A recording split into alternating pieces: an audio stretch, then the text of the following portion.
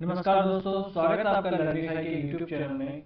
यह है अपनी इंडियन पॉलिटी की सीरीज, जिसमें आज हम देखने वाले हैं डीपीएसपी के सेकंड पार्ट के बारे में। So in our last session we have discussed about the introduction of DPSPs, features of DPSPs and all. So in this lecture we will be discussing the next part of the DPSPs. तो इस lecture में हम DPSPs के अगले part जो है वो discuss करने वाले हैं। ठीक है, तो चलिए शुरू कर लेते हैं आज का लेक्चर। शुरू करने से पहले ये छोटा सा इंट्रोडक्शन है मेरा। मैं हंसराज कुमावत पब्लिक एडमिनिस्ट्रेशन से जीआरएफ हूँ और 2 यूपीएससी आईएएस में मेंस लिख चुका हूँ। मास्टर्स मैंने पब्लिक एडमिनिस्ट्रेशन से ही किया है। बैचलर्स जो है ग्रेजुएशन मैंने बैचलर ऑफ बिजनेस मैनेजमेंट से करा है और मैं अपने बैच का टॉपर रहा हूँ। और मुझे इस क्षेत्र में 5 साल से ज़्यादा का एक्सपीरियंस है पढ़ाने का, जिसमें हायर सेकेंडरी हो गया, यूपीएससी वाला हो गया और कंटेंट क्रिएशन, ये सब मिला के 5 साल से अधिक का एक्सपीरियंस है। ये मेरा इंट्रोडक्शन हो गया। चलिए आज के लेक्चर की तरफ चल लेते हैं। हाँ जी, तो पिछले लेक्चर में हमने डिस्कस कर लिया था डीपीएसपी के बारे में, फीचर्स क्या थे, है ना, और कौन से आर्टिकल्स जो डीपीएसपी के हुआ करते थे, ये सब चीजें हमने पिछले लेक्चर में डिस्कस कर ली है। एक बार थोड़ा सा रिवीजन में करवा दूं। आर्टिकल 36 से लेकर आर्टिकल 51 तक जो है पार्ट 4 में दिए हुए हैं क्या, डीपीएसपी यानी directive principle of state policy. Article 36 में डेफिनेशन दी गई है किसकी, स्टेट की। किसकी, स्टेट की। कि स्टेट क्या होता है, क्योंकि directive principle of state policy क्या करते हैं, डायरेक्शन देते हैं। किसको देते हैं, स्टेट को। तो स्टेट का मतलब क्या है, व्हाट डज स्टेट मीन्स। तो जो आर्टिकल 12 में स्टेट का मतलब है वही सेम टू सेम मतलब है स्टेट का आर्टिकल 36 के अंदर। और आर्टिकल 12 में क्या है, तो जब हमने फंडामेंटल राइट्स पढ़े थे उस वक्त हम डिस्कस ऑलरेडी कर चुके हैं इसके बारे में। ठीक है, आर्टिकल 36 ये हो गया। 37 क्या था, आर्टिकल 37 जो है हमें बताता है कि डीपीएसपी जो है ये नॉन एनफोर्सेबल है। क्या है, नॉन एनफोर्सेबल। इसका मतलब क्या हुआ, यानी कि अगर सरकार डीपीएसपी का पालन नहीं करती है तो ये नहीं है कि आप सुप्रीम कोर्ट चले जाओ या हाई कोर्ट चले जाओ, है ना, और कहो कि देखिए सरकार जो है वो इस डीपीएसपी का पालन नहीं कर रही है इसलिए आप सरकार पे फाइन लगाओ। ये ऐसा नहीं कर सकते, यानी एनफोर्सेबल नहीं है ये कोर्ट में। ये बताता कौन हमें, आर्टिकल 37, है ना, ये हमने डिस्कस कर लिया। फिर हमने आर्टिकल 38 से लेकर 51 तक अलग अलग आर्टिकल्स जो थे वो डिस्कस कर लिए थे। वो आपको कुछ आर्टिकल्स तो एग्जैक्ट याद रखने हैं, और मेरे हिसाब से तो आर्टिकल 1 से लेकर 51 तक तो आपको बाय हार्ट होने ही चाहिए मेंस में कोट करने के लिए और प्रीलिम्स में भी। और पीसीएस अगर आप देते हैं, यूपी पीसीएस, आरएस वगैरह, तो वहां तो डायरेक्टली आपको मैच करने के लिए दे देगा। एक तरफ आर्टिकल दे देगा, दूसरी तरफ उस आर्टिकल में क्या लिखा है ये दे देगा।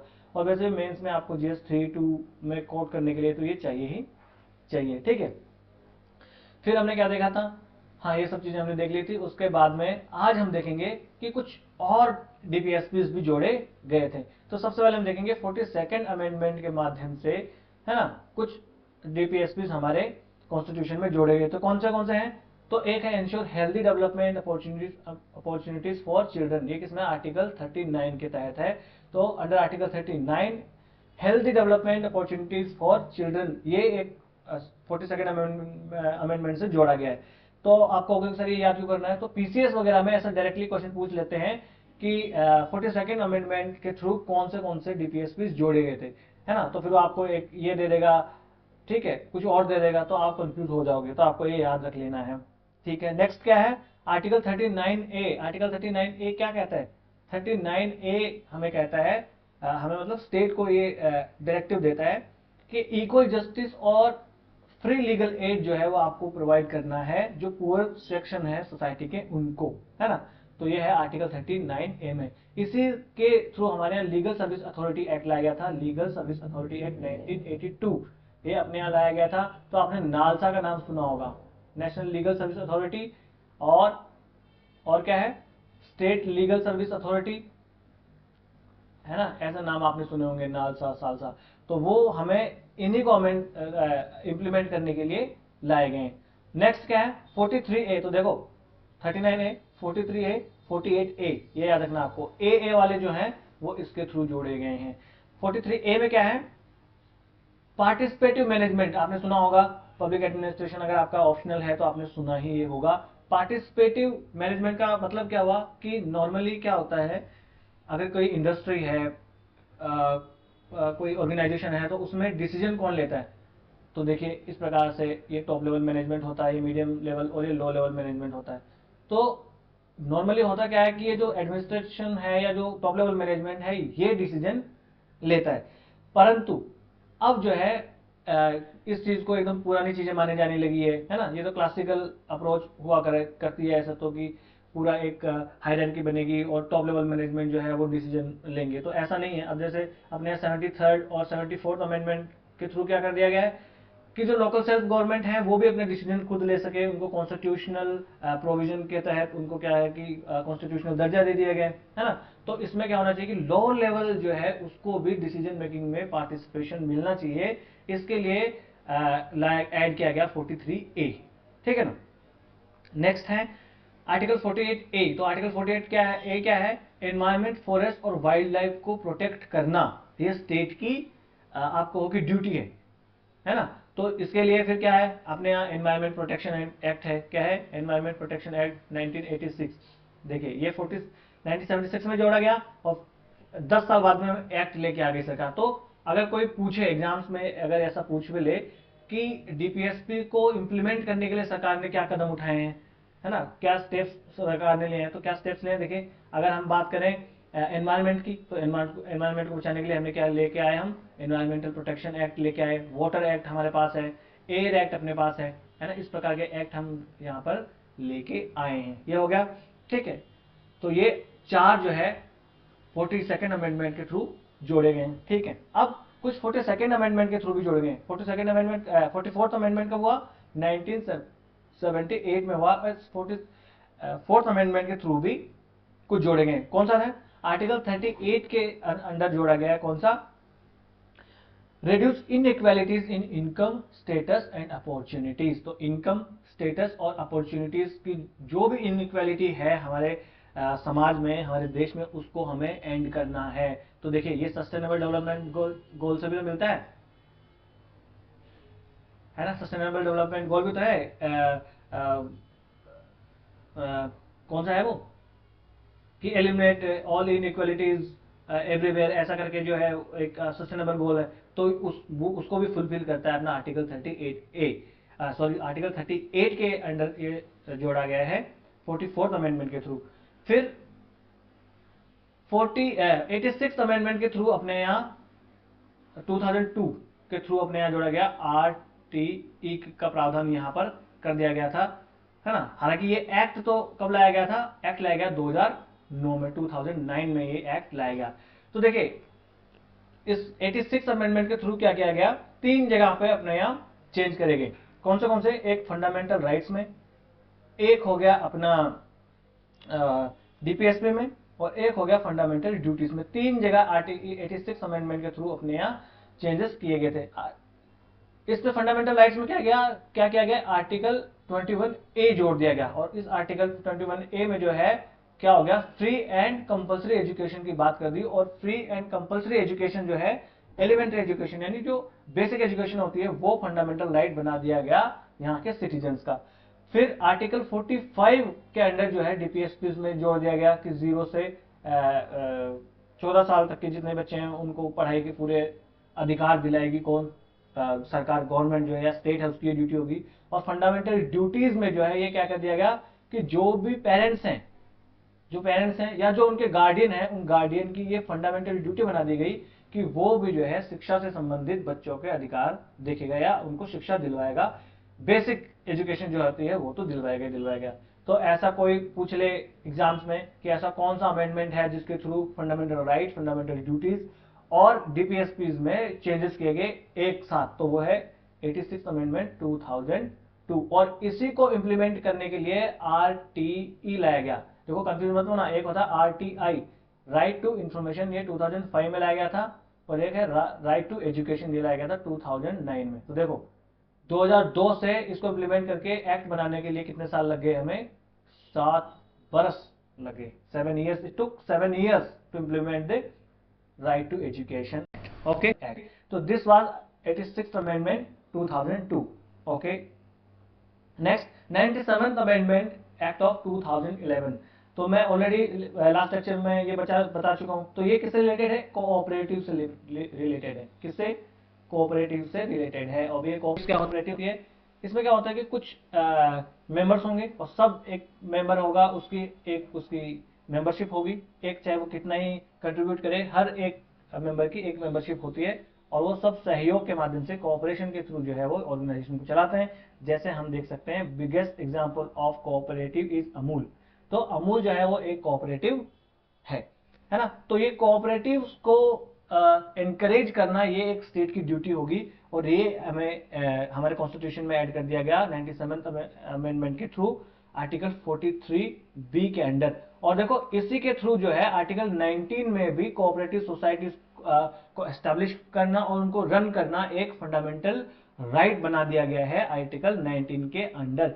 जब मैं आपको आर्टिकल 19 पढ़ा रहा हूँगा तो मैंने आपको बताया था, अगर आप भूल गए तो जाइए और वो पिछला लेक्चर देखिए, उसमें आपको जरूर ये पता लगेगा कि आर्टिकल 19 के अंडर भी चेंजेस किए गए थे इसके थ्रू। तो ये कुछ डीपीएसपीज हो गए जो नए जोड़े गए। कौन से 42nd अमेंडमेंट के थ्रू 44, और फिर हो गया 86th अमेंडमेंट हो गया, और हो गया 97th अमेंडमेंट। ये कुछ आपको याद रख लेने, बिल्कुल इतने तो आपको याद रखने पड़ेंगे। और इस भरोसे में कभी मत रहना कि मैं तो यूपीएससी की तैयारी कर रहा हूं इसलिए why should I by heart the facts and all. तो सिर्फ कंसेप्ट से कुछ होने वाला नहीं है। एग्जाम अगर आप प्रीवियस ईयर के एग्जाम के पेपर देखेंगे तो आपको रियलाइज होगा कि यूपीएससी भी जो है फैक्चुअल क्वेश्चंस पूछ रही है भर भर के, और you have to quote some facts in examination, otherwise you will not get the expected marks. Okay, अब हम देखेंगे कि sanctions क्या है डीपीएसपी के behind. Okay, sanction behind DPSP, क्या इनकी लीगैलिटीज है, क्या इन्फोर्सेबल है, क्या इन्फोर्सेबल नहीं है ना। तो बीएन राव जो है, बीएन राव ये क्या थे? कॉन्स्टिट्यूशनल एडवाइजर हुआ करते थे कॉन्स्टिट्यूशनल असेंबली के। तो इन्होंने क्या कहा कि जो ड्राफ्टिंग कमेटी है उन्होंने इसको नॉन जस्टिफिएबल बनाया है। किसको? डीपीएसपी को नॉन जस्टिफिएबल बनाया है। मतलब क्या हुआ नॉन जस्टिफिएबल का मतलब? अगर किसी डीपीएसपी का वायलेशन करती है गवर्नमेंट, है ना, जैसा कि ऐसा हो गया कि इक्वल अपॉर्चुनिटीज होनी चाहिए और गवर्नमेंट जो है वो इक्वल अपॉर्चुनिटी सबको नहीं दे पा रही है। आरटीई है या जो उसमें लिखा गया है एजुकेशन वाला, तो गवर्नमेंट सबको एजुकेशन नहीं दे पा रही है। तो कोई कोर्ट में चला जाए और ऐसा कह दे तो कोर्ट पे जाके केस नहीं किया जा सकता गवर्नमेंट के अगेंस्ट, है ना। तो इसका मतलब ये हुआ कि नॉन एनफोर्सेबल का मतलब या नॉन जस्टिफिएबल का मतलब हो गया कि आप इसको लेकर कोर्ट में नहीं जा सकते, you can't go to court, है ना। जैसे कि फंडामेंटल राइट्स में होता था कि आप कोर्ट में जा सकते थे और कोर्ट जो है आर्टिकल 32 और 226 के तहत यहाँ पर सुप्रीम कोर्ट और यहाँ पर हाई कोर्ट जो है वो रिट जो है वो जारी कर सकते थे, पर यहाँ पर ऐसा नहीं होता। So the part 4 of the constitution is non-enforceable while fundamental rights under part 3 are enforceable in the court। ये हो गया इनका सैंक्शन, ठीक है। आर्टिकल 37 जो है वो ये स्टेट करता है कि इनके ये जो डीपीएसपीज हैं वो नॉन एनफोर्सेबल हैं। फिर भी डॉक्टर अंबेडकर जो है उन्होंने एम्फसाइज किया इस बात पे कि फिर भी डीपीएसपीज होने क्यों चाहिए? तो डीपीएसपीज होने चाहिए गवर्नमेंट को अकाउंटेबल बनाने के लिए। कुछ एक फ्रेमवर्क तो हमारे पास होना चाहिए ना कि उस फ्रेमवर्क को हम बेस बनाकर गवर्नमेंट को टारगेट कर सकें या गवर्नमेंट की आलोचना कर सके, क्रिटिसाइज कर सके कि देखिए आपकी तो डीपीएसपी आपके डायरेक्टिव प्रिंसिपल ये कहते हैं कि आपको जो है एग्रीकल्चर जो है उसको उसमें टेक्नोलॉजी का यूज करना चाहिए और आप तो अभी तक टेक्नोलॉजी का यूज कर ही नहीं हो, और इनइक्वालिटीज आपको खत्म करनी चाहिए। मगर आप तो देखो कि एक तरफ 70% जो इनकम है वो तो टॉप रिच 10% लोगों के पास में है। तो इसका मतलब क्या होगा कि इसके थ्रू जो है कि अपोजिशन हो गया या जो पब्लिक है वो गवर्नमेंट को अकाउंटेबल बना सकती है। इसलिए जो है हमें डीपीएसपी चाहिए, ठीक है ना। ठीक है, तो अब इनको नॉन एनफोर्सेबल या नॉन जस्टिसिएबल क्यों बनाया गया भाई? जब इनको जब डीपीएसपी ऐड करने ही थे कॉन्स्टिट्यूशन में तो इनको नॉन जस्टिसिएबल क्यों बनाया गया? What were the reasons behind it? तो वो देखते हैं। मैं पानी पी लूं एक बार। इसके पीछे रीजंस क्या थे? पहला रीजन है फाइनेंशियल रिसोर्सेज उस टाइम पे नहीं हुआ करते थे। देखिए अपना देश आजाद कब हुआ था, किस सिचुएशन में होता, आपको तो पता ही है। अंग्रेज पूरा लूट चुके हैं हम लोगों को, गरीबी इतनी है, एजुकेशन है नहीं है ना, मोर्टेलिटी रेट इतनी है। उसी टाइम पे इंडो पाक पूरा पार्टीशन हो गया, और उस टाइम फिर 1948 में पाकिस्तान ने युद्ध कर लिया, हमला कर दिया, तो सिचुएशन बहुत खराब थी। उस टाइम पे कोई अतिरिक्त बर्डन जो है, एक्स्ट्रा बर्डन, कॉन्स्टिट्यूशनल जो फादर्स हैं हमारे, कॉन्स्टिट्यूशन बनाने वाले फोर फादर्स, वो नहीं डालना चाहते थे गवर्नमेंट पे, क्योंकि फाइनेंशियल रिसोर्सेज उस टाइम पे हमारे पास नहीं हुआ करते थे। इसलिए इनको नॉन जस्टिसेबल बनाया, ताकि सरकार चाहे तो इन्हें जो है वो फोर्सेबल बना सकती है, इनको इंप्लीमेंट करने के लिए कुछ एक्ट्स बना सकती है। ठीक है, नेक्स्ट क्या है, अपने देश में डाइवर्सिटी बहुत है और बैकवर्डनेस जो है वो भी बहुत है, इसलिए इसको इंप्लीमेंट करना जो है वो बहुत मुश्किल हो जाएगा। यानी अगर सबको एजुकेशन देना है तो बहुत मुश्किल हो जाएगा सरकार के पास। तो उस टाइम पे कितने अपने पास, अगर देखें हम, लगभग 14% के आसपास लिटरेसी रेट हुआ करती थी। तो इसको 100% बनाना ये तो बहुत मुश्किल, 100% देखो अभी भी नहीं है, 74 या 76% के आसपास अपने यहाँ हुआ करती।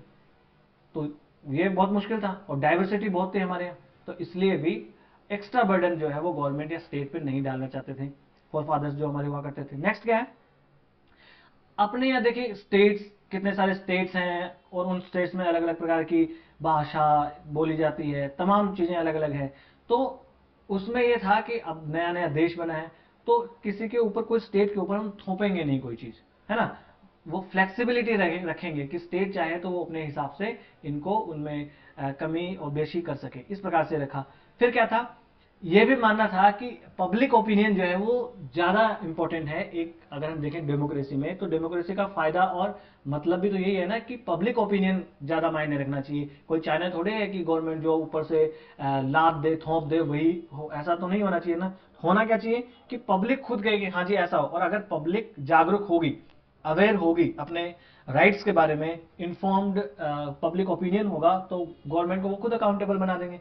भाई एजुकेशन और इक्वालिटी, इन सब चीज़ों के लिए अगर पब्लिक ओपिनियन अवेयर है, पब्लिक ओपिनियन इन्फॉर्म्ड है, तो वो खुद अकाउंटेबल बना देगा गवर्नमेंट को, और खुद गवर्नमेंट को मजबूर कर देगा, और गवर्नमेंट नहीं करेगी तो गवर्नमेंट को हटा देगा अगले 5 साल में, है ना। तो ये सब रीजन हुआ करते थे ताकि इनको नॉन जस्टिसेबल बनाया गया at the time of independence. Okay, अब ये हो गया। अब कुछ क्रिटिसिजम्स भी है डीपीएसपी के कि कुछ जो है पॉलिटिकल थिंकर वो इनको क्रिटिसाइज भी करते हैं, है ना। तो क्या क्रिटिसाइज है, एक तो ये हो गया कि नो लीगल फोर्स, यानी ये तो लीगली नॉन इन्फोर्सेबल है। कितनी बार हमने देख लिया कि नॉन इन्फोर्सेबल है, तो जब ये नॉन इन्फोर्सेबल ही है तो फिर इनका कोई मतलब नहीं है। भाई फंडामेंटल राइट्स जब हम पढ़ रहे थे तो हमने बताया था कि आर्टिकल 32 को क्या कहते हैं, इसकी आत्मा, सॉल कहते हैं। अगर आर्टिकल 32 ही नहीं है, अगर सुप्रीम कोर्ट, हाई कोर्ट जो है वो रिट्स ही नहीं जारी कर सकते, तो फंडामेंटल राइट्स का क्या मतलब हो गया। तो जब इनके पीछे कोई लीगल फोर्स नहीं है, लीगल बैकिंग नहीं है, तो व्हाट इट मींस, तो इसका कोई मतलब नहीं है, ये तो वेस्ट है, ऐसा कहते हैं पॉलिटिकल थिंकर। पर हम जानते हैं कि ऐसा कोई वेस्ट तो ये चीजें है नहीं है। ठीक है, नेक्स्ट क्या है, इलॉजिकल अरेंजमेंट किया गया इनका। आर्टिकल 38 आप देखोगे, फिर आर्टिकल 39 देखोगे, फिर बीच में एकदम से लिबरल इंटेलेक्चुअल आ जाएंगे, फिर एकदम सोशलिस्टिक वाले आ जाएंगे, है ना, फिर गांधीयन आ जाएंगे। तो कोई लॉजिक इनका ठीक से रखा नहीं गया है कि हाँ जो कम इंपॉर्टेंट चीज है उनको पहले रखें या बाद में रखें, या ज्यादा इंपॉर्टेंट को पहले रखें, ऐसा कोई लॉजिकल अरेंजमेंट नहीं किया गया है। ठीक है, नेक्स्ट है कंजर्वेटिव, ये है। तो ये डीपीएसपी जो है अगर देखें तो 19th सेंचुरी के अकॉर्डिंग तो ठीक है, मगर आज 21st सेंचुरी के अकॉर्डिंग तो ये बिल्कुल ठीक नहीं है ना। 21st सेंचुरी में तो क्या हो गया कि आजकल सोशलिज्म वगैरह उतना रिलेवेंट नहीं है। आज तो फ्री मार्केट जो है वो होना चाहिए, कि फ्री मार्केट हो, पब्लिक जो है वो खुद कर ले, स्टेट जो है वो उसका रोल बैक हो रहा है। भाई 1991 की न्यू इकोनॉमिक पॉलिसी के बाद में तो रोल बैक ऑफ स्टेट हो ही रहा है ना। तो उसके बाद तो स्टेट की उतनी भूमिका ही नहीं रह गई, उतना रोल ही नहीं रह गया, है ना। तो इसका मतलब हुआ कि अब ये उतने रिलेवेंट नहीं है। आपको हो कि कंजर्वेटिव जो है वो इनको माना गया। नेक्स्ट है कॉन्स्टिट्यूशनल कॉन्फ्लिक्ट।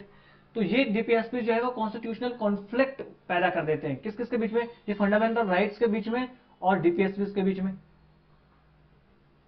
इनके बीच में जो है वो कॉन्फ्लिक्ट अराइज हो जाता है। कैसा होता है अभी आगे आने वाले लेक्चर में अभी देखेंगे हम, इनके बीच में कितना बड़ा कॉन्फ्लिक्ट आ जाता है, बहुत अच्छे से देखेंगे। फिर ये सेंटर और स्टेट के बीच में भी कॉन्फ्लिक्ट अराइज करवा सकते हैं कि सेंटर इम्पोज कर रहे स्टेट के ऊपर कि देखिए आप ये इनइक्वालिटी आप खत्म करो, आप ये करो, नहीं तो हम प्रेसिडेंशियल रूल लगा देंगे, ऐसा सब चीजें जो है वो भी हो सकता है ना। अब ये हो गया कि इतना इनका क्रिटिसिज्म है, कोई लीगल बैकिंग नहीं है, तो फिर इनकी यूटिलिटी क्या है, इनका क्या महत्व है, इंपॉर्टेंस क्या है, क्या यूज रह गया इनका, ये अब हम देखेंगे। तो यूटिलिटी इनकी क्या है, कितना भी हम इनका क्रिटिसाइज इनको कर लें, मगर फिर भी अगर हमें economic democracy, political democracy, social democracy अगर हमें इंश्योर करनी है तो डीपीएसपी हमें चाहिए। देखिए फंडामेंटल राइट्स याद रखना आपको, फंडामेंटल राइट्स क्या करते हैं, पॉलिटिकल डेमोक्रेसी की बात करते हैं। किसकी बात करते हैं, वहां पर पॉलिटिकल डेमोक्रेसी की बात होती है, यानी पॉलिटिकल राइट्स वगैरह की बात होती है। मगर फंडामेंटल राइट्स में इकोनॉमिक और सोशल डेमोक्रेसी या सोशल जस्टिस, इकोनॉमिक और सोशल जस्टिस की कोई भी बात वहां पर नहीं है। तो इकोनॉमिक और सोशल जस्टिस को इंश्योर करने के लिए अपने पास क्या है, डीपीएसपीज हैं। भले ही इन्फोर्सेबल नहीं है, मगर गवर्नमेंट को ये डायरेक्ट तो करते हैं, एटलीस्ट डायरेक्टिव्स तो देते हैं कि हाँ ये काम जो है गवर्नमेंट को करना चाहिए, है ना। तो ये क्या करते हैं, ये गाइडिंग प्रिंसिपल्स देते हैं, इंस्ट्रूमेंट ऑफ इंस्ट्रक्शंस इनको है, ताकि जो अथॉरिटी है यानी कि स्टेट जो है वो क्या कर पाए, माफ कीजिएगा, स्टेट जो है वो अपनी जो भी पॉलिसीज हैं उनको शेप कर पाए, है ना। भाई कोई एक स्ट्रक्चर तो हमें चाहिए ना जिसके इर्द गिर्द जो है स्टेट अपनी पॉलिसीज बनाए, है ना। उस एक बेस तो चाहिए। अगर बिना बेस के आप मानते हो कि बिना नींव के कोई बिल्डिंग बन सकती है, तो वो नींव जो है, वो इंस्ट्रूमेंट ऑफ इंस्ट्रक्शंस जो है वो कौन प्रोवाइड करता है, वो प्रोवाइड करते हैं डीपीएससी एसपी। ठीक है, नेक्स्ट है जुडिशियल सपोर्ट। तो ये जुडिशियल सपोर्ट भी प्रोवाइड करते हैं। कैसे करते हैं, पिछले लेक्चर में भी हमने देखा था कि जुडिशियल रिव्यू कौन करता है, पहले तो आप ये बताओ। जुडिशियल रिव्यू काम है सुप्रीम कोर्ट का। तो जब जब किसी एक्ट का, किसी पॉलिसी का, किसी रूल का या कोई प्रोग्राम हो गया गवर्नमेंट का, उसका अगर जुडिशियल रिव्यू कर रहा है सुप्रीम कोर्ट, और सुप्रीम कोर्ट ये देखता है कि ये जो है, ये एक्ट है, ये रूल है, वो डीपीएसपी को इंप्लीमेंट करने के यूज में आ रहा है या उसके अकॉर्डिंग है, और भले ही वो फिर फंडामेंटल राइट्स का वायलेशन करे, तो सुप्रीम कोर्ट जो है उसको यूज करता है ताकि उसको कॉन्स्टिट्यूशनल के अगेंस्ट जो है होता है कि उसको विरोध से बचाया जा सके, है ना। उसको उसके कॉन्स्टिट्यूशनल वैलिडिटी के लिए जो इसका इस्तेमाल किया जा सकता है ना। नेक्स्ट है पॉलिसी कंटिन्यूटी। तो ये जो डीपीएसपीज है ना, वो पॉलिसी कंटिन्यूटी हमें देते हैं। जैसे कि अगर हमारी फॉरेन पॉलिसी है, अब ऐसा नहीं है ना अपने यहाँ कि कई सरकारें अपने आए, कभी कांग्रेस की, बीजेपी की, जनता पार्टी की, तमाम सरकारें अपने गठबंधन की सरकारें आ चुकी हैं, परंतु फिर भी अपनी एक जो फॉरेन पॉलिसी है उसमें कुछ चीजें तो सेम है, शांतिपूर्ण से अस्तित्व वगैरह वाली चीजें जो है कि हम किसी कोई अन्य देश है उसके इंटरनल मैटर्स वगैरह में, उसकी सॉवरेनिटी वगैरह में हम जो है वो हस्तक्षेप वगैरह नहीं करेंगे। ये चीजें क्या हुई, तो ये सब चीजें हर सरकार में एक जैसी बनी रही हैं। तो ये पॉलिसी कंटिन्यूटी कौन प्रोवाइड करता है, आर्टिकल 51 में हमें बता रखा है ऑलरेडी, और ये गवर्नमेंट की ड्यूटी है ना, कि आर्टिकल 51 के थ्रू इस प्रकार से गवर्नमेंट जो है वो बिहेव करेगी, पूरे देश में शांतिपूर्ण से अस्तित्व बनाए रखेगी, पूरे विश्व में बनाए रखेगी, ये गवर्नमेंट की ड्यूटी इंपोज करती है। ठीक है, तो ये सब चीजें जो है वो हमें, ये सब चीजें है वो है यूटिलिटी ऑफ डीपीएसपी। नेक्स्ट है सप्लीमेंट फंडामेंटल राइट्स। तो ये जो डीपीएसपी है वो फंडामेंटल राइट्स को सप्लीमेंट करते हैं, है ना। जो फंडामेंटल राइट्स और जो सोशल जस्टिस और सोशल और इकोनॉमिक जस्टिस के बीच में जो गैप रह जाता है उसको ब्रिज करने के काम आते हैं ये डीपीएसपीज, है ना। नेक्स्ट है प्रमोट अकाउंटेबिलिटी। जैसे अगर नहीं समझे हो यहां, तो फंडामेंटल राइट्स करते हैं, क्या करते हैं, पॉलिटिकल इक्वालिटी, पॉलिटिकल जस्टिस वगैरह हमें प्रोवाइड करते हैं, है ना। बट जो सोशल और इकोनॉमिक जस्टिस हमें कौन प्रोवाइड करता है, डीपीएसपी। तो इसको ये क्या हो गया, इसको सप्लीमेंट करने वाली बात हो गया। नेक्स्ट है प्रमोट अकाउंटेबिलिटी। तो इन डीपीएसपी के थ्रू जो अपोजिशन है, जो पब्लिक है ना, जो नॉन गवर्नमेंटल ऑर्गेनाइजेशंस वगैरह है, मीडिया है, ये सब जो है वो गवर्नमेंट को अकाउंटेबल बना सकते हैं इनके थ्रू, है ना। जैसे आपने लिखा है कि इनइक्वालिटीज को एंड करना चाहिए, और क्या होना चाहिए, इक्वल डिस्ट्रीब्यूशन ऑफ वेल्थ होनी चाहिए, है ना, बेकारी, बुढ़ापा और इस ऐसा हो अगर अनएम्प्लॉयमेंट जो है उस ऐसी कंडीशन में क्या करना चाहिए, गवर्नमेंट को कुछ भत्ता वगैरह देना चाहिए, कुछ गवर्नमेंट को हेल्प करनी चाहिए, है ना। जो मैटरनिटी बेनिफिट वाली बात है, equal pay for equal work वाली बात होगी। तो अगर कोई गवर्नमेंट ये सब काम नहीं करती है तो अपोजिशन तो संसद में हंगामा कर सकता है ना इस बात को लेकर कि देखो equal work for equal pay नहीं प्रोवाइड कर रही है, मैटरनिटी बेनिफिट सरकार प्रोवाइड नहीं कर रही है, मतलब कॉन्स्टिट्यूशन के अगेंस्ट जा रही है। तो इस प्रकार की जो है चीजें काम आती है गवर्नमेंट को अकाउंटेबल बनाने में। ठीक है, नेक्स्ट है परफॉर्मेंस टेस्ट। तो कोई भी हम अगर परफॉर्मेंस करें तो परफॉर्मेंस के क्या क्या होने चाहिए, परफॉर्मेंस को नापने के लिए स्टैंडर्ड्स होने चाहिए। क्या होने चाहिए, स्टैंडर्ड्स। तो जो स्टैंडर्ड्स होंगे उनके आधार पर ही तो हम तुलना करेंगे कि ये स्टैंडर्ड्स है और अचीवमेंट्स क्या है। तो जो अचीवमेंट्स हुए उनको हम जो है क्या करेंगे, कंपेयर करेंगे इनसे, स्टैंडर्ड से। और ये स्टैंडर्ड कौन प्रोवाइड करता है, डीपीएसपी जो है हमें स्टैंडर्ड प्रोवाइड करते हैं। तो परफॉर्मेंस टेस्ट भी गवर्नमेंट का किया जा सकता है कि गवर्नमेंट जो है वो कॉन्स्टिट्यूशन के लिए कितना काम गवर्नमेंट ने किया है। ठीक है, नेक्स्ट है पॉलिटिकल कंसेंसस। तो ये पॉलिटिकल कंसेंसस के तौर पे काम आता है। भाई देखिए, पॉलिटिकल आइडियोलॉजीज अलग अलग होती है ना, कोई फार राइट होता है, कोई फार लेफ्ट होता है, कोई लिबरल होता है, अलग अलग पार्टीज अपने यहाँ जैसे बीजेपी है फार राइट हो गया, कम्युनिस्ट पार्टी है वो फार लेफ्ट हो गया, लिबरल हम देखें कि कांग्रेस वगैरह ये थोड़ी सी लिबरल है ना। तो ऐसे पार्टीज सब हैं अलग अलग, मगर फिर भी एक पॉलिटिकल कंसेंसस तो हमें चाहिए ना। तो जो कॉमन मिनिमम एजेंडा सेट होता है वो कॉमन मिनिमम एजेंडा सेट किस पे होता है, इन्हीं डीपीएसपी के इर्द गिर्द होता है। अगर आपको ये देखना है तो आप कोई भी गठबंधन सरकार है या कोई भी सरकार है उसका मैनिफेस्टो अगर देखेंगे, इलेक्शन मैनिफेस्टो, तो आपको नजर आएगा कि उसमें इन्हीं डीपीएसपी के आसपास चीजें आपको दिखाई मिलेगी। जैसे एग्जाम्पल बताता हूं, जैसे कांग्रेस ने क्या कहा था कि अगर हम 2024 में जीतेंगे तो न्याय स्कीम लेके आएंगे। उस न्याय स्कीम में क्या था कि कुछ जो है वो पैसे सरकार देगी जिनके पास जॉब नहीं है उन लोगों को। तो ये क्या हुआ, ये इनइक्वालिटीज को कम करने वाली बात ही तो हुई ना। तो इस तरह से पॉलिटिकल कंसेंसस के तौर पर भी काम करते हैं डीपीएसपी। ठीक है, अब इनमें कॉन्फ्लिक्ट भी रहा है, फंडामेंटल राइट्स और डीपीएसपी के बीच में कॉन्फ्लिक्ट्स भी अराइज होता रहा है टाइम टू टाइम। अब आप कहोगे सर कब हुआ, तो ये कहानी आपको थोड़ा सा ध्यान से सुननी है, बहुत इंपॉर्टेंट है। मेंस में यहाँ से सीधे सीधे क्वेश्चन बनते हैं और प्रीलिम्स में भी यहाँ पर केसेस जो है वहां से क्वेश्चन बन जाते हैं। एक एक चीज देखना, अपने यहाँ डीपीएसपी में क्या बात कही गई, डीपीएसपी में आर्टिकल 38, 39 इनमें क्या बात कही गई कि जो है इकोनॉमिक या जो हो गया कि वेल्थ हो गया उसका कंसंट्रेशन नहीं होना चाहिए, उसका इक्वल डिस्ट्रीब्यूशन होना चाहिए। ये बात किसमें हुई, डीपीएसपी पे हुई। ठीक है, अब ये कहानी के तौर पर समझना, जब हमारा देश आजाद हुआ 1947 में, उस टाइम उससे पहले क्या कंडीशन थी अपने यहाँ, या उस टाइम पे अपने क्या हुआ करते थे, जमींदार हुआ करते थे, उनके नीचे फिर क्या होते थे, उनके नीचे काश्तकार होते थे, है। तो ये बेचारे छोटे छोटे किसान होते थे, भूमिहीन किसान, लैंडलेस लेबर तरीके के हुआ करते थे। इनके ऊपर राजा वगैरह हुआ करते थे, है ना, फिर अंग्रेज वगैरह इस प्रकार से हुआ करते थे। तो इन लोगों के पास तो कोई जमीन वगैरह थी नहीं, किनके पास थी, जमींदार लोगों के पास जमीन हुआ करती थी। अब अपने जो स्टार्टिंग में अगर हम देखें तो जो पॉलिटिकल लीडर्स हुआ करते थे जैसे कि जवाहरलाल नेहरू हो गए, ये लोग क्या थे, सोशलिस्टिक हुआ करते थे। यानी क्या चाहते थे, सोशलिस्टिक जो लोग होते हैं वो क्या होते हैं, सोशलिज्म में जो भरोसा करते हैं वो कि इक्वलिटी होनी चाहिए सोसाइटी में। तो इक्वलिटी करने के लिए क्या होगा भाई, जमींदारों से भूमि ले लो, जमीन ले लो और लाके यहाँ पर काश्तकारों को दे दो जिनके पास जमीन नहीं है, तो थोड़ी इक्वलिटी आएगी, है ना। इसलिए तो लैंड रिफॉर्म्स भी लाए गए थे ना। और लैंड रिफॉर्म्स जो है ये मेंस के अंदर सीधा सीधा टॉपिक है और क्वेश्चन हर बार मेंस में यहाँ से बनता है। इस बार भी 24 में बना है क्वेश्चन सीधा सीधा, है ना। तो अब इनको यहाँ पर इक्वलिटी लाने के लिए सरकार क्या लाती है, जमींदारी एक्ट लाती है। और जमींदारी एक्ट लाएगी मतलब जमीनें जो है जमींदारों से ले लेगी, और जमीनें जब जमींदारों से ले लेगी तो जमींदारों को तो बुरा लगेगा, तो जमींदार कहाँ जाएंगे, सुप्रीम कोर्ट जाएंगे। तो ऐसा पहला मामला आ गया 1951 में। देखिए 1950 में अपने यहाँ 26 जनवरी 1950 को कॉन्स्टिट्यूशन अपना जो है वो इंप्लीमेंट कर दिया गया। एक साल बाद में ही ये मामला आ गया, फंडामेंटल राइट्स और डीपीएसपी के बीच में कॉन्फ्लिक्ट अराइज हो गया। इस वक्त पीएम कौन हुआ करते थे, जवाहरलाल नेहरू। ये भी याद रखना, क्यों याद रखना है, यूपीएससी ऐसा क्वेश्चन पूछ चुकी है ना। ठीक है साहब, ये हो गया।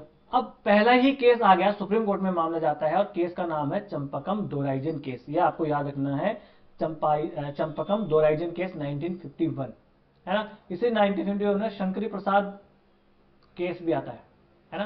वो शंकरी प्रसाद केस भी फंडामेंटल राइट से आपको बेसिक स्ट्रक्चर से ये रिलेटेड हुआ करता था। तो इस प्रकार से ये था चंपकम दोराइजन केस, 1951 में ही आ गया। कॉन्स्टिट्यूशन के इंप्लीमेंट होने के 1 साल के बाद में ही ये आ जाता। यहां पर क्या बात हुई, सुप्रीम कोर्ट ने ये कहा कि फंडामेंटल राइट्स जो है वो ज्यादा इंपॉर्टेंट है फंडामेंटल माफ कीजिएगा डीपीएसपी से, है ना। क्योंकि गवर्नमेंट क्या कर रही थी भाई, डीपीएसपी में है ना कि इक्वलिटी होनी चाहिए, वेल्थ और जो ये है इनका कंसंट्रेशन जो है वो उनको रोकना चाहिए, इक्वल डिस्ट्रीब्यूशन होना चाहिए। इनको करने के लिए सरकार क्या कर रही थी, जमींदारों से जमीन ले रही थी और गरीबों में बांट रही थी। तो इसकी वजह से क्या हुआ, और राइट टू प्रॉपर्टी ये आर्टिकल 19 में सीधा सीधा फंडामेंटल राइट था, आर्टिकल 31 में भी था, है ना। तो फंडामेंटल राइट्स को तो कैसे छीना जा सकता है।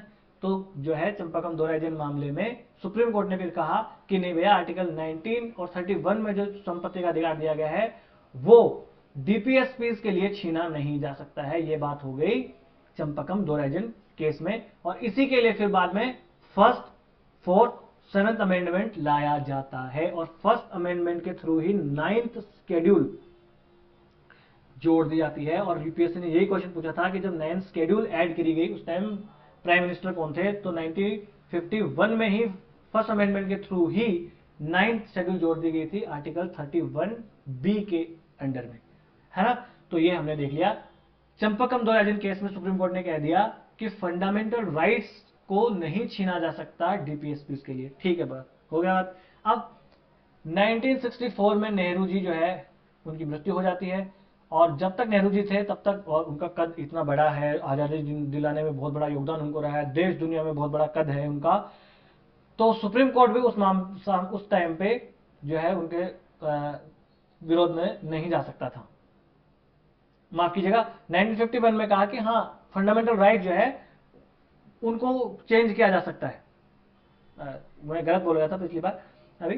तो फंडामेंटल राइट्स को जो है वो चेंज किया जा सकता है, और डीपीएसपीज को अगर हम कहें कि इंप्लीमेंट करने के लिए, ऐसा 1951 में कह दिया।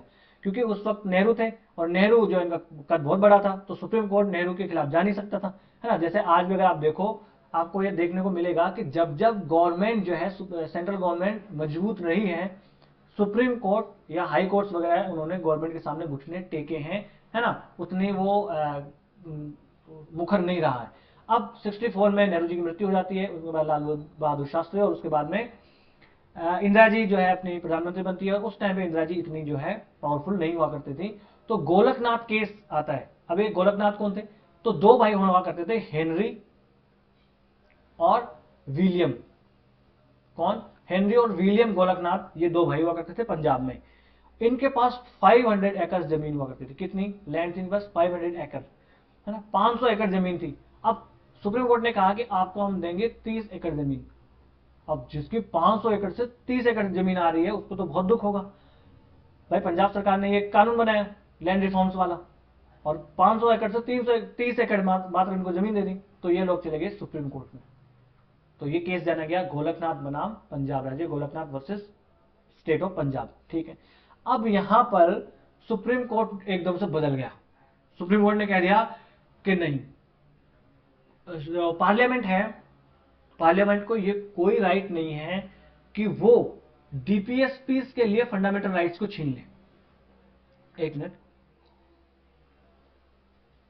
यहां पर सुप्रीम कोर्ट ने सैक्रोसेंट की जो है वो उपाधि दे दी फंडामेंटल राइट्स को, यानी अनुल्लंघनीय। फंडामेंटल राइट्स को किसी भी सूरत में छीना नहीं जा सकता। सुप्रीम कोर्ट पिछले मामले से 1951 वाले चंपकम दोराइजन मामले से सीधा उलट गया, एकदम बदल गया। और ऐसा सुप्रीम कोर्ट कर सकता है क्योंकि सुप्रीम कोर्ट को खुद के ही डिसीजंस को रिव्यू करने का राइट भी है ना। तो ऐसा कह दिया सुप्रीम कोर्ट ने, ठीक है। अब जब सुप्रीम कोर्ट ने ऐसा कहा तो अब गवर्नमेंट को तो ये सब चीजें लागू करनी थी, है ना। तो गवर्नमेंट को जब ये सब चीजें लागू करनी थी तो गवर्नमेंट लेके आई 24th और 24th अमेंडमेंट 1971 गवर्नमेंट लेके आई। यहां पर पीएम कौन हुआ करती थी? इंदिरा जी। इंदिरा जी इस टाइम पे पीएम हुआ करती थी, ये भी याद रखना है। है ना। तो पार्लियामेंट ने पास कर लिया और पार्लियामेंट ने पास करके अमेंड कर दिया, अमेंडमेंट के थ्रू ये कह दिया आर्टिकल 31C में ये कह दिया कि आर्टिकल 39B जो है यानी कि इक्वल डिस्ट्रीब्यूशन ऑफ वेल्थ वाला जो है उसको लागू करने के लिए किसी भी फंडामेंटल राइट्स जो है उसका वायलेशन किया जा सकता है और वो वैलिड होगा और इसमें सुप्रीम कोर्ट भी कुछ नहीं कर पाएगा, सुप्रीम कोर्ट यहां पर उसका रिव्यू नहीं कर पाएगा, ऐसा इसमें कह दिया 1967 के गोलकनाथ केस में सुप्रीम कोर्ट ने ये कह दिया।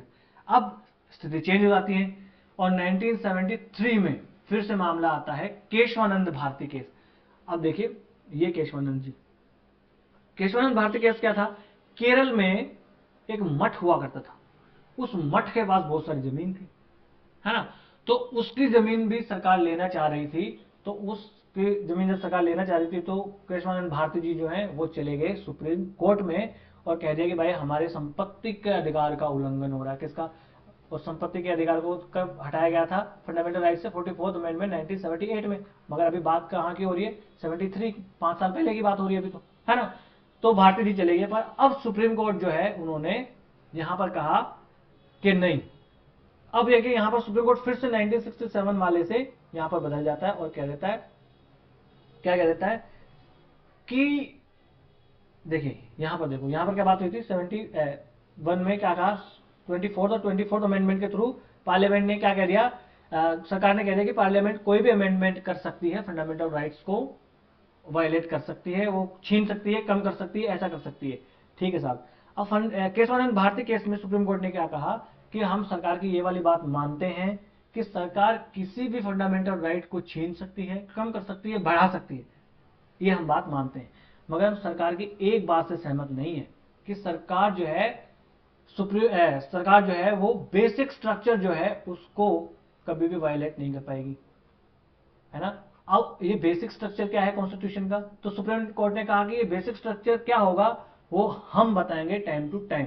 तो बेसिक स्ट्रक्चर का भी कभी क्वेश्चन आ जाए तो यही उसमें बात होगी कि बेसिक स्ट्रक्चर कब आया, 1973 को। और डेट याद रख लेना, माफ कीजिएगा, डेट याद रख लेना 24 अप्रैल 1973, ये डेट आपको याद रख लेनी है।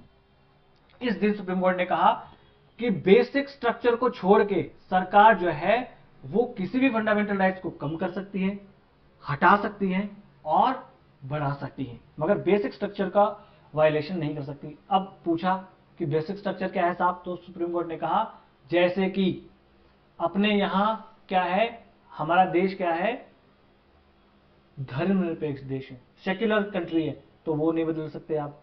हमारा देश क्या है, डेमोक्रेसी है, तो वो आप नहीं बदल सकते, है ना। अपने यहाँ क्या है, तो अपने क्या है, संघीय देश है ना। यूनियन जो अपना है, फेडरल स्ट्रक्चर है, उसको गवर्नमेंट नहीं बदल सकती। तो इस प्रकार से गवर्नमेंट सुप्रीम कोर्ट ने कहा ये सब बेसिक स्ट्रक्चर है जिनको वायलेट सरकार नहीं कर सकती है। बाकी सरकार चाहे तो जो है वो फंडामेंटल राइट्स को कम कर सकती है। और इसी के बाद में सुप्रीम कोर्ट सरकार ने 44th अमेंडमेंट के थ्रू आराम से राइट टू प्रॉपर्टी को हटा दिया और कोई कुछ नहीं कर पाया। ठीक है, तो ये हो गया बेसिक स्ट्रक्चर वाला पार्ट। ठीक है, यहां पर देखो अब तक की सबसे बड़ी बेंच बैठी, 13 जजेस जो है इस टाइम पे बैठे और सबसे बड़ी कॉन्स्टिट्यूशनल बेंच यहां पर इतिहास की बैठी थी 13 जजेस की, और उसने बताया बेसिक स्ट्रक्चर वाला ये आपको याद रख लेना है। उसके बाद में 1973 में ये बेसिक स्ट्रक्चर वाला आया। उसके बाद में 42nd अमेंडमेंट के 1976 के थ्रू जो है यहां पर सरकार जो है उन्होंने एक्सटेंड कर दिया प्रोटेक्शन आर्टिकल 31C को, है ना, कि अगर आर्टिकल 14, 19 और 31, ये इसमें क्या था, प्रॉपर्टी वाला, राइट टू प्रॉपर्टी, अगर इसका वायलेशन भी होता है 14, 19 और 31 का, तो भी जो है वो डीपीएसपी अगर इनको इम्प्लीमेंट करने के लिए सरकार कोई एक्ट वगैरह लाती है तो उनको जो है वो नल एंड वॉइड जो है सुप्रीम कोर्ट नहीं कर सकता। परंतु अब 1980 में आता मिनर्वा मिल्स केस। इस मिनर्वा मिल्स केस में सुप्रीम कोर्ट कह देता है कि नहीं भाई, ऐसा नहीं है कि आप जो है किसी भी फंडामेंटल राइट को छीन सकते हो 31C के मामले में, ऐसा नहीं हो पाएगा। पर सुप्रीम कोर्ट ने यह कहा कि हाँ, फंडामेंटल राइट्स और फंडामेंटल डीपीएस के बीच में, फंडामेंटल राइट्स और डीपीएस के बीच में जो है एक आपको हो कि बैलेंस जरूर होना चाहिए। तो ऐसा कभी पूछे क्वेश्चन कि फंडामेंटल राइट्स और डीपीएसपी के बीच में बैलेंस हो, ऐसा कौन से केस में कहा गया था? वो था मिनर्वा मिल्स केस के तहत ही कह दिया गया। ठीक है, फिर 1978 के अंडर लाया गया 44th अमेंडमेंट, और इस 44th अमेंडमेंट के थ्रू अबोलिश कर दिया गया राइट टू प्रॉपर्टी को। अब अगर हम अभी का करंट पोजीशन देखें तो फंडामेंटल राइट्स जो है वो डीपीएसपी के ऊपर प्राइमेसी होल्ड करते हैं, है ना। यानी कि अगर देखें तो प्राथमिकता किसको दी जाती है? तो फंडामेंटल राइट्स को दी जाती है, बट फिर भी इन दोनों के बीच में बैलेंस जो है वो होना चाहिए। और कोई भी ऐसा डीपीएसपी जिसको अमेंड करने के लिए, मतलब डीपीएसपी को इंप्लीमेंट करने के लिए अगर आप कॉन्स्टिट्यूशन में अमेंड कर रहे हो तो वो बेसिक स्ट्रक्चर है उसका वायलेशन नहीं करना चाहिए। ये है करंट पोजीशन अभी फंडामेंटल राइट्स और डीपीएसपी की अगर क्वेश्चन आ जाए तो, है ना। ये हमने देख लिया। फिर हम देख लेते हैं फंडामेंटल राइट्स और डीपीएसपी के बीच में डिफरेंस हम देख लेते हैं। क्वेश्चन पूछा जा सकता है मेंस में भी सीधा सीधा। आप कहोगे सर ऐसा सीधा क्वेश्चन पूछते होंगे, बोला आप मेंस में पूछ लेते हैं सीधा सीधा, है ना। तो एक मिनट में पानी पी लूं। देखिए फंडामेंटल राइट्स जो है वो नेगेटिव है। अब आप कहोगे सर नेगेटिव कैसे होंगे? तो फंडामेंटल राइट्स नेगेटिव इसलिए है क्योंकि ये फंडामेंटल राइट्स गवर्नमेंट को लिमिट करते हैं, है ना, रोक लगाते हैं सरकार पर, इसलिए ये नेगेटिव है। जबकि डीपीएसपी क्या है? डायरेक्टिव प्रिंसिपल, ये पॉजिटिव है। ये सरकार को इंकरेज करते हैं कि सरकार आपको ऐसा करना चाहिए, और फंडामेंटल राइट्स सरकार आपको ये नहीं करना है ना। तो ये पॉजिटिव है और ये नेगेटिव है। ये माफ कीजिएगा, ये नेगेटिव है और ये डीपीएसपी पॉजिटिव है। Next, fundamental rights are justiciable, है ना। अगर कोई उनका वायलेशन होता है तो गवर्नमेंट जो है, जो सिटीजन्स है वो सुप्रीम कोर्ट या हाई कोर्ट जा सकते हैं, बट इनका अगर वायलेशन होता है तो कोर्ट नहीं जा सकते हैं। तो ये जस्टिसिएबल है fundamental rights. DPSPs are non justiciable, non enforceable. Okay, next, they aim at establishing political democracy. तो पॉलिटिकल डेमोक्रेसी एस्टैब्लिश करना मेन पर्पज है फंडामेंटल राइट्स का। और अगर हम देखें डीपीएसपी का मेन अगर एम हम देखें तो वो मेन एम है इकोनॉमिक और सोशल डेमोक्रेसी को एस्टैब्लिश करना। ठीक है, ये इनका डिफरेंस हो गया। फिर क्या है? फंडामेंटल राइट्स के पीछे लीगल बैकिंग होती है, लीगल सैंक्शन होते हैं, मगर डीपीएसपी के पीछे कोई भी लीगल सैंक्शन नहीं होते, जबकि इनके पीछे मोरल और पॉलिटिकल सैंक्शन होते हैं, यानी सरकार की नैतिक जिम्मेदारी हुआ करती है। नेक्स्ट है, they promote the welfare of the individual, है ना। तो ये पर्सनल और इंडिविजुअलिस्टिक हुआ करते हैं फंडामेंटल राइट्स, है ना। ये वेलफेयर करते हैं किसका? इंडिविजुअल का, कि एक आदमी को बोलने का अधिकार है, उसको इक्वालिटी का राइट है, इस प्रकार से, है ना। जबकि ये जो डीपीएसपी है ये कम्युनिटी के लिए है, किसके वेलफेयर के लिए है? ये कम्युनिटी के वेलफेयर के लिए है। ठीक है, नेक्स्ट है, इन फंडामेंटल राइट्स को इंप्लीमेंट करने के लिए किसी भी लेजिस्लेशन की आवश्यकता नहीं है, कोई उसकी जरूरी नहीं है ना। यानी कि कोई फंडामेंटल राइट है उसको इंप्लीमेंट करने के लिए कोई अलग से रूल एक्ट बनाने की जरूरी नहीं है, मगर इनको इंप्लीमेंट करने के लिए किसी रूल की या एक्ट की जरूरत पड़ सकती है। जैसे एजुकेशन 86 अमेंडमेंट के थ्रू हमने जोड़ा 45th में, है ना। तो उस एजुकेशन वाले फंडामेंटल माफ कीजिए डीपीएसपी को पूरा करने के लिए आरटीई लाया गया 2009 में। वहां आने वाली बात, ठीक है। ठीक है, फंडामेंटल राइट्स में क्या है कि फंडामेंटल राइट्स के मामले में कोर्ट्स जो है वो बाउंड है कि ऐसा कोई भी लॉ जो है जो फंडामेंटल राइट्स को वायलेट करता है उसको नल एंड वॉइड डिक्लेयर कर दे कोर्ट, ऐसा जरूरी है। कोर्ट बाउंड है, खासतौर से सुप्रीम कोर्ट, क्योंकि संविधान का संरक्षक जो है वो कौन है?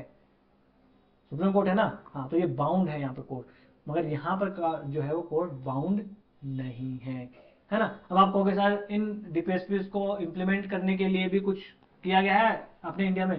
तो 1950 से अगर हम देखें तो अभी तक बहुत सारे डीपीएसपी को इंप्लीमेंट करने के लिए अपने यहाँ काम किया गया है। जैसे कि इंडस्ट्रियल एक्ट अपने यहाँ लाए गए, अभी का एग्जाम्पल देखिए करंट का, तो अपने यहाँ जो है वो कोड्स लाए गए हैं, है ना। तो मिनिमम वेज कोड लाया गया है, वेज कोड है, और क्या है अपने यहाँ इंडस्ट्रियल रिलेशन कोड है, सोशल सिक्योरिटी वाला कोड वगैरह यहाँ पर लाया गया है। फिर एक 5 ईयर प्लान्स लाए गए हैं अपने यहाँ, है ना। मैटरनिटी बेनिफिट जो था ना फंडामेंटल डीपीएसपी में कि ये मैटरनिटी बेनिफिट के लिए भी एक था, है ना। वाइल्ड लाइफ कंजर्वेशन के लिए, तो वाइल्ड लाइफ कंजर्वेशन जो है वो हमारी डीपीएसपी है, तो उसके लिए 1986 का एनवायरमेंट प्रोटेक्शन लाया गया है। अपने यहाँ लाया गया है, बायोलॉजिकल डाइवर्सिटी एक्ट लाया गया है, फॉरेस्ट राइट एक्ट लाया गया है, लाया गया ना कि लाया गया है। SC/ST और OBC को एनकरेज करने के लिए बहुत सारे एक्ट अपने यहाँ लाए गए है ना। तो ये सब चीजें जो है इनको इम्प्लीमेंट करने के लिए अपने यहाँ लाई गई है। अब आप कहोगे कि सर पार्ट 4 के अंदर दिए गए हैं DPSP, क्या इसके बाहर भी कुछ DPSP हैं गवर्नमेंट के लिए, कोई डायरेक्टिव्स हैं? तो बिल्कुल हैं, पार्ट 4 के बाहर भी कुछ डायरेक्टिव्स हैं, जैसे कि आर्टिकल 335 के अंडर जो है SC/ST को सर्विसेज में क्लेम करने के लिए जो है यहाँ पर यानी कि सर्विसेज में अगर आपको हो कि ये है आरक्षण से, रिजर्वेशन से रिलेटेड, तो यहाँ पर भी गवर्नमेंट को डायरेक्टिव दिया गया है। 350A के अंदर भी जो है मदर टंग जो है, जो भी उसमें एजुकेशन की बात की गई है ना। फिर है प्रमोशन ऑफ हिंदी की बात भी आर्टिकल 351 के अंडर कही गई है, तो ये भी डायरेक्टिव है गवर्नमेंट को, है ना। तो ये आर्टिकल माफ कीजिएगा पार्ट 4 के बाहर भी कुछ डायरेक्टिव्स हैं, ठीक है ना। तो आज हमने बड़े ही विस्तार से जान लिया है ना, DPSP के बारे में, है ना, क्या इनकी क्रिटिसिज्म है, क्या यूटिलिटी है। फिर हमने ये भी देख लिया कि कॉन्फ्लिक्ट DPSP फंडामेंटल राइट के बीच में क्या अराइज हुआ है। तो चंपकम दुराजन केस 1951, फिर 1967 का गोलकनाथ केस, मैंने पूरा एकदम बैकग्राउंड भी आपको बता दिया है कि एग्जाम्स में कैसे भी घुमा के क्वेश्चन पूछे, आप मेंस प्री दोनों में लिख दो। फिर केशवानंद भारती के केस आ गया 1973 में, 24 अप्रैल 1973, ये डेट आपको याद रख लेनी है।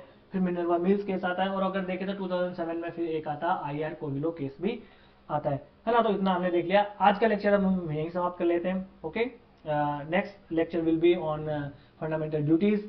तो आज यहीं समाप्त कर लेते हैं। Thank you guys, thank you so much. और बड़े ही लोकतांत्रिक ढंग से हम अपने छोटे से परिवार को आगे बढ़ाएंगे। नमस्ते, धन्यवाद।